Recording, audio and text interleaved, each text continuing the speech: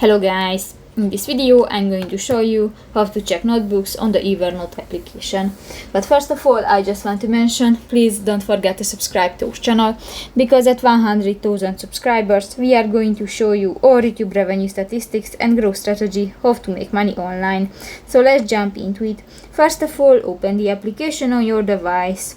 So that's the home screen, and you can find different buttons. New, go to the profile icon at the upper left corner of the home screen and click to the third option, the settings, and you can find the notebooks option under the templates. Click that, and you can find the default notebook option. Click that, and you can set your default notebook. You can add the first notebook, and you can create another one, and you can check in this site. So that's pretty much it for this video, guys. See you in the next one. Bye bye.